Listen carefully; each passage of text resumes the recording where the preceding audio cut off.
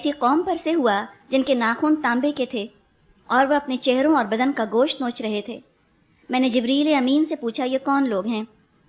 جواب دیا یہ وہ لوگ ہیں جو اپنے بھائی کی غیبت کیا کرتے تھے، گوشت نوچ نوچ کے اپنا ہی کھا رہے ہوں گے وہ۔ غیبت کو آپ دیکھیے اس قدر خطرناک چیز ہے، چلتے پھرتے یہ ایسے عام طور پہ نہیں ہوتی، بلکہ جب انسان بہت بے تکلفی میں آپس میں بیٹھتا ہے، ریلیکس ہوتا ہے، انر سرکل میں بیٹھا ہوتا ہے، تب غیبت بہت ہوتی ہے۔ ہمدردی کے نام پر، اپنائیت کے نام پہ غیبت ہوتی ہے۔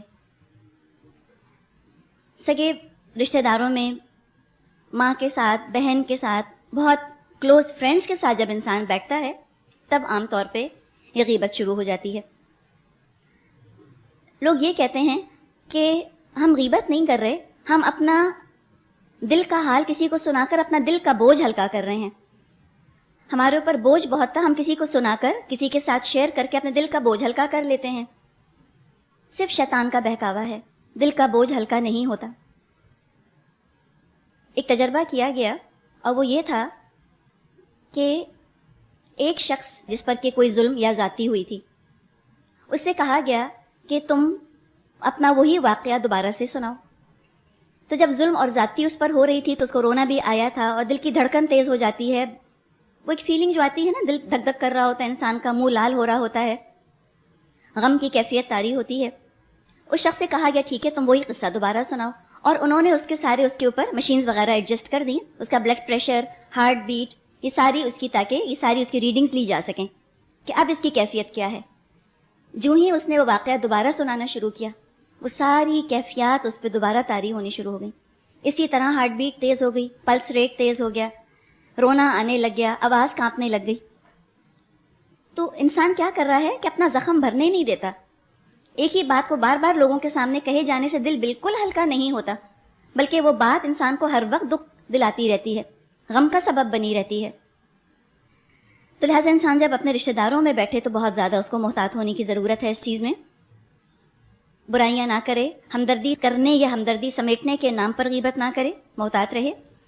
آپ یہ دیکھیے نا، جب بھی ہم نے یہ بات ڈسکس کی ہے کہ جو تجربہ کیا گیا تھا، چونکہ ہم بھی ایک ہی جو واقعہ ہمارے ساتھ ہوا، جو کسی نے زیادتی ہمارے ساتھ کی، اس کو دہرائے جاتے ہیں۔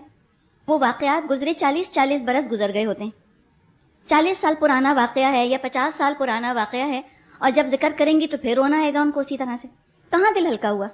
دل ہلکا ہونے کا مطلب تو یہ ہے کہ بس بھول چکے ہوتے اس کو، وہ ان کو واقعہ افیکٹ نہ کرتا، اب وہ واقعہ ان کو تکلیف نہ پہنچائے۔ تو یہ بھی جان لیجئے کہ یہ نہیں ہو سکتا۔ جتنی دفعہ اس کو ڈسکس کریں گی اتنی دفعہ ہم اپنے آپ کو اذیت کے اندر مبتلا کر رہے ہیں۔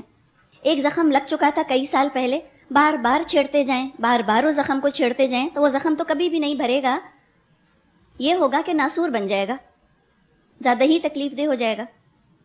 تو اپنے آپ کو انسان اس طرح سے اذیت نہ پہنچائے، چھوڑ دے۔ دل ہلکا کرنے کی بات پھر اپنی جگہ رہ جاتی ہے۔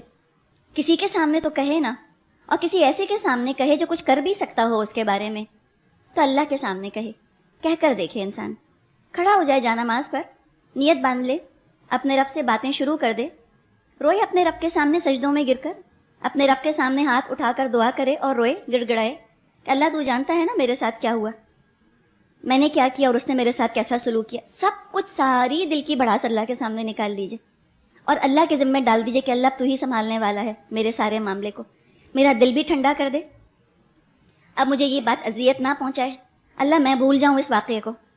کوشش کرے نا انسان، کہے اس طرح سے، کر کے دیکھیے انشاءاللہ تعالیٰ بہت فرق پڑے گا۔ سب سے اچھا دل جو ہے وہ اللہ کے سامنے ہلکا ہوتا ہے۔ جب سجدے میں گرتے ہیں، اپنا ماتھا، اپنی پیشانی رگڑتے ہیں رب کے سامنے، تو آپ دیکھیے نا سر کے اوپر بوجھ ہم کہتے ہیں، اب سر جھکائیں ذرا، سارا بوجھ گر گیا، سارا بوجھ آپ نے اتار کر اپنے رب کے قدموں میں ڈال دیا۔ اللہ سے اچھا کون سنبھالنے والا ہے؟ اور ایسے اللہ تعالیٰ معاملات درست کرتا ہے کہ انسان کا دل بھی ہلکا پھلکا خوش رہتا ہے، معاملہ سالو ہو جاتا ہے۔ اسی طرح کسی کے پیٹھ پیچھے جب بات ہو رہی ہو، بھرپور کوشش کریں کہ اس کو ڈیفینڈ کریں، چاہے آپ کو اپنی ذاتی شکایت بھی اس شخص سے ہو، لیکن اس وقت ایڈ نہ کریں۔ آپ یہ نہ کہیں کہ اچھا تمہارے ساتھ بھی اس نے یہ کیا، ہاں میرے ساتھ بھی یوں کر چکا، بلکہ اس وقت موقع یہ ہے کہ اس کو ڈیفینڈ کیا جائے۔ نبی اکرم صلی اللہ علیہ وسلم نے فرمایا، جو مسلمان کسی مسلمان کو ایسے موقع پر بے مدد چھوڑ دیتا ہے جبکہ اس کی عزت پر حملہ ہو رہا ہو، تو اللہ بھی اس کو اپنی مدد سے محروم رکھے گا جب وہ مدد کا خواہش مند ہوگا. پھر اللہ بھی اس کی مدد نہیں کرے گا جب اس کو مدد چاہیے ہوگی. اور جو مسلمان کی ایسے موقع پر مدد کرے گا اور اس کی حمایت کرے گا جہاں اس کی عزت آبرو پر حملہ ہو رہا ہو، اللہ تعالیٰ ایسے موقع پر اس کی مدد فرمائے گا جہاں وہ اس کی نصرت کا خواہش مند ہو. جہاں انسان کا دل چاہے کہ میرا مدد کرنے والا کوئی نہیں، وہاں اللہ مدد کرے گا، بشرط یہ کہ ہم نے بھی کسی مسلمان بھائی کی ایسے موقع پہ مدد کی ہو. جب سب اس کی برائی کر رہے ہوں، ہم اس کو ڈیفینڈ کریں، اس کی حمایت کریں. یہ جو حدیث آپ کو سنائی تھی، ایاکم والظن فإن الظن اکذب الحدیث ولا تحسسوا ولا تجسسوا ولا تناجشوا ولا تحاسدوا ولا تباغضوا ولا تدابروا وکونوا عباد اللہ اخوانا. اسی میں بعض روایات میں اضافہ بھی ہے. فرمایا اللہ کے رسول نے ولا تہاجروا، ایک دوسرے سے جدائی مت اختیار کرو. اور یہ بھی اضافہ آتا ہے بعض احادیث میں کہ اپنا سودا دوسرے کے بیچنے کے وقت آگے نہ کرو.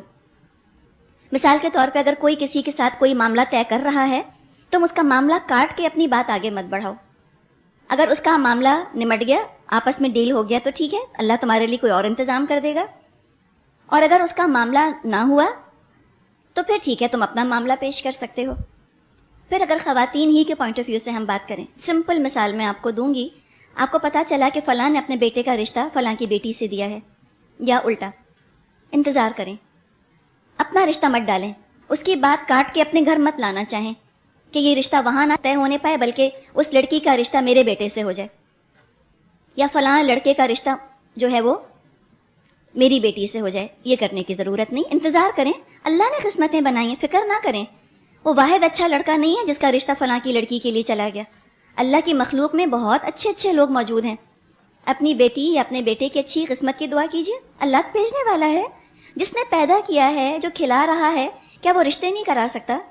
تو ہم کیوں اپنے ایمان کا سودا کریں؟ ہم کیوں اپنے لیے اللہ تعالیٰ کی ناراضگی مول لیں کاٹ کرنے کے اندر اور دوسروں کا معاملہ بگاڑنے میں؟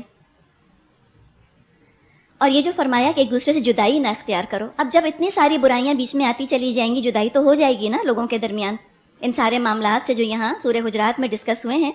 لہٰذا خاندانوں میں امن ہم رکھنا چاہتے ہیں تو ہمیں بہت زیادہ ان چیزوں کو اپنے ذہن میں رکھنے کی ضرورت ہے کہ انسان اس طرح معاملے اپنے نہ بگاڑے. پھر دل پھٹتے ہیں، جدائیاں ہوتی ہیں، دنیا بھی خراب ہوتی ہے اور آخرت بھی خراب ہوتی ہے. بعض دفعہ اپنے اوپر مظلومی کا ایسا لبادہ ہم اوڑھ لیتے ہیں، ہم کہتے نہیں ہم اتنے زیادہ مظلوم ہیں اس لیے ہم فلاں سے بات نہیں کر رہے. تو دنیا میں بھی ہم جائز کام کر رہے ہیں، جو اس سے بات کرنی ہم نے چھوڑ دی ہے، ہم بالکل ٹھیک کر رہے ہیں. ہم کہتے ہیں فلاں تو اس قابل ہی نہیں ہے کہ ہم اس سے بات کریں. اور پھر اس میں بہت سخت الفاظ. لڑائیوں کے اندر آپ دیکھیے جب الفاظ ہم سخت کرتے ہیں تو دل بھی سخت ہوتے ہیں. جس سے آپ کی لڑائی ہوئی ہے بس بات کو اس حد تک رکھیے، اس کی باقی سب اچھائیوں پر ہم پانی پھیر دیتے ہیں. یہ نہ کریں. چند جملے لکھ لیجئے جو ہمیں استعمال نہیں کرنے. دعا کیجئے حاجت کی نفل پڑھ کے اللہ سے کہ اللہ یہ الفاظ میری زبان پر نہ آئیں. پہلا جملہ، مجھے ان سے نفرت ہے، میں ان سے زندگی بھر بات نہیں کروں گا. یا یہ کہنا کہ ان کو مجھ سے دشمنی ہے، فلاں مجھ سے حسد کرتا ہے، اس نے تو میرا کبھی بھلا چاہا ہی نہیں. اور یہ کہ میں نے ہی بہت برداشت کیا، میں نے کتنا برداشت کیا یہ میں ہی جانتا ہوں. یہ جملے لکھ لیجئے. ان کو ووکیبلری سے نکال دیجئے. یہ اتنے سخت الفاظ ہیں، اتنے پوائزنس ہیں کہ یہ ہمارے دل سے رہی سہی نرمی بھی نکال دیتے ہیں، مزید ہم کو جما دیتے ہیں اپنے لڑائی کے سٹینڈ کے اوپر، دل سخت کر دیتے ہیں. اور حدیث میں آتا ہے کہ جس کا دل سخت ہے، جو نرمی سے محروم کر دیا گیا، وہ کل خیر سے محروم کر دیا گیا. تو نرمی سے ہمیں محروم نہیں ہونا. کتنی بھی لڑائی، کتنا بھی جھگڑا ہو جائے، دل میں ایک نرم گوشہ ضرور رکھنا ہے. صحیح مسلم میں ابو ہریرہ رضی اللہ عنہ سے روایت ہے، نبی اکرم صلی اللہ علیہ وسلم نے فرمایا، پیر اور جمعرات کے روز جنت کے دروازے کھولے جاتے ہیں، شرک نہ کرنے والے ہر بندے کو بخش دیا جاتا ہے. البتہ جن دو بھائیوں کے درمیان لڑائی ہو، بھائی سے مراد یہاں خالی مردوں کی بات نہیں ہے، بھائی سے مراد ہے دو مسلمانوں میں جو لڑائی ہو، تو فرشتوں سے کہہ دیا جاتا ہے ان دونوں کا معاملہ ابھی ملتوی رکھو یہاں تک کہ یہ صلح کر لیں. اس میں یہ نہیں دیکھا جا رہا کس کا قصور کم کس کا قصور زیادہ، بس یہ کہا کہ بس اب ان دونوں کا معاملہ ملتوی چھوڑ دو جب تک